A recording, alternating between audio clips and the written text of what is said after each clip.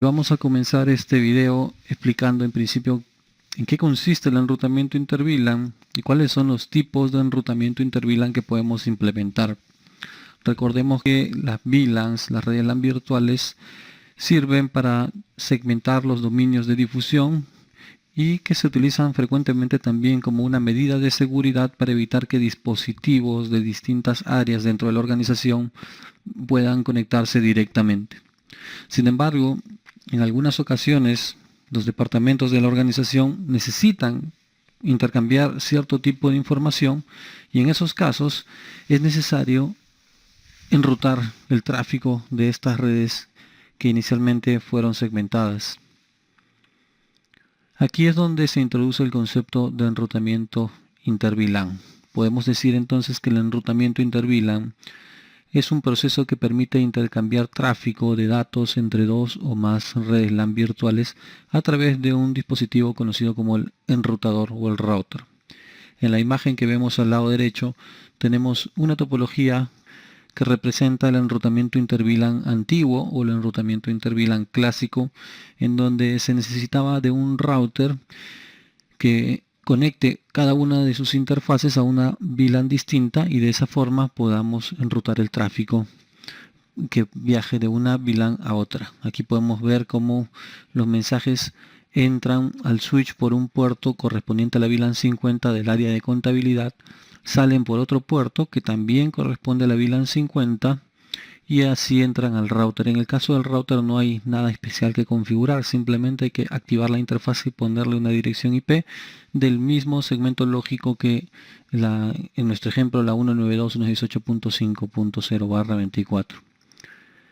Del otro lado tenemos igualmente en el puerto 18 que está asignado a la VLAN 60 del área de ventas y el puerto 23 también, y en el router solamente habría que activar la interfase correspondiente.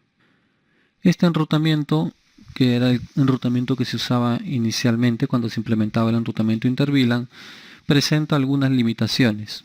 Con el avanzar del tiempo y el crecimiento de las organizaciones, las VLAN también van a ir aumentando y puede llegar un momento en el que tengamos no 2, sino 10, 20 o 30 VLANs perfectamente, y si nos ceñimos a este esquema, necesitaríamos un router o más routers para poder alcanzar esas 30 interfaces necesarias para el enrutamiento. Por supuesto, ese es un tema bastante más costoso. Existen otras alternativas que la tecnología de la actualidad nos permite implementar, y una de ellas se conoce con el nombre de Router on a Stick, lo que consiste en implementar a través de una interfaz física varias subinterfaces que se utilizan para enrutar tráfico de distintas VLANs cada una. En el caso del switch se implementa un puerto en modo troncal. Como ya hemos visto anteriormente, los puertos en modo troncal, gracias al protocolo 802.1q, permiten el envío de distintos tipos de tráfico de distintas VLAN. Y en el caso del router, a través de una misma interfase puede recibir todo ese tráfico etiquetado y mediante subinterfaces puede filtrar, ¿no? Puede detectar, gracias a las etiquetas, cuál es el tráfico que viene de una VLAN y otra VLAN. Y como este equipo es un enrutador, internamente procede al enrutamiento de paquetes que llegan de una red a otra red. Aquí vemos el ejemplo. En este caso, todo el tráfico fluye a través de un mismo enlace troncal. Por supuesto, esto presenta una limitación que se puede hacer a la vista bastante evidente, y es que ese único enlace troncal se convierte en un cuello de botella para el tráfico que puedan generar 5, 10, 20 o 30 VLANs. Sin embargo, se puede tratar de sopesar esta desventaja, ¿no? Tratar de reducir este cuello de botella incrementando más interfaces en el router, que no necesariamente pues enruten el tráfico de 10 VLANs, sino de repente repartir 5 VLANs en una interfase, 5 VLANs en otra interfase, y así tratar de balancear esa carga de tráfico entre las distintas interfaces del router. De todas formas, se necesitaría una cantidad mucho menor de interfaces haciendo uso de las subinterfaces. Aquí vemos un ejemplo, 4 VLANs enlaces troncales hacia el router, tiene dos interfaces físicas y en cada interfaz ha implementado dos subinterfaces para enrutar el tráfico de estas VLANs. Este enlace troncal permitiría que tengamos flexibilidad, es decir, en el switch 1 yo podría tener también computadoras que correspondan a la VLAN 10 y si tienen que intercambiar información directamente pueden hacerlo a través del enlace troncal. Si quieren comunicarse con otra red, es decir, con un dispositivo que esté en otra VLAN, ya necesitarán enviar el tráfico al router. Y por último tenemos el enrutamiento con switch de capa 3. ¿No?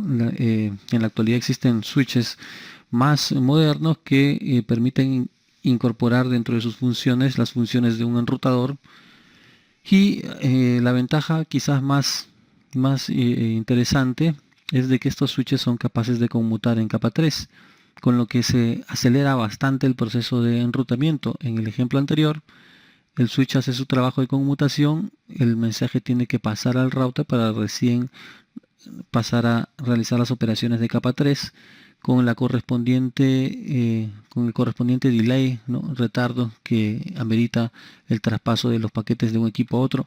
Sin embargo, en este esquema tanto la conmutación como el enrutamiento se realizan en el mismo equipo de una forma mucho más rápida. Además, en los dos ejemplos anteriores se hace uso de interfaces físicas que se van asignando de una u otra forma, incluso acá en las subinterfaces se tiene que reservar este puerto para el enrutamiento inter-VLAN. Sin embargo, en el switch capa 3, para el enrutamiento inter-VLAN lo que se utilizan son interfaces virtuales de switch, SBIs. Y para cada VLAN que queramos enrutar, lo único que tenemos que hacer es crear una nueva SBI. Podemos crear N SBIs para enrutar N VLANs, con lo que digamos que la característica de escalabilidad de este switch se hace bastante atractiva para redes medianas y grandes. Aquí vemos como el switch capa 3 se conecta, igual en puertos en modo troncal para recibir el tráfico de múltiples VLANs, pero internamente el switch con su función de enrutamiento y a través de sus interfaces virtuales de switch consigue enrutar el tráfico de diferentes redes LAN virtuales. Finalmente, para concluir un poco con estas tres alternativas que tenemos, podemos ver algunas ventajas y desventajas, ¿no? En el método antiguo o en el enrutamiento antiguo inter-VLAN podemos decir que a su favor es fácil de implementar, es fácil de administrar, pero por otro lado es más costoso porque necesita una interfaz exclusiva para cada VLAN. No es escalable porque no podríamos instalar muchas interfaces dentro de un mismo router y la latencia se incrementa porque el switch hace su trabajo y luego el router en otro equipo nuevamente realiza el proceso de enrutamiento y cada uno, el switch y el router, deben sumar su tiempo de operación para calcular la latencia total cuando enviamos un mensaje desde una red a otra red. En el caso de la solución Router on a Stick podemos decir a su favor que es económico, pero también es poco escalable, produce el cuello de botella y también incrementa la latencia porque la conmutación se lleva a cabo en el switch y el enrutamiento se lleva a cabo en el router. Finalmente, la solución más utilizada en la actualidad, los switches capa 3, es escalable, tiene una capacidad de crecimiento realmente bastante grande. Se pueden utilizar varias interfaces para más ancho de banda, ¿no? Incrementando los enlaces troncales simplemente, con soluciones como agregación de puertos. La conmutación de capa 3 reduce la latencia. Este mismo equipo realiza la conmutación de la capa 2 y 3, pero podríamos decir que por otro lado es un poco más costoso porque son equipos que suelen ser más caros que un simple router o un simple switch estándar.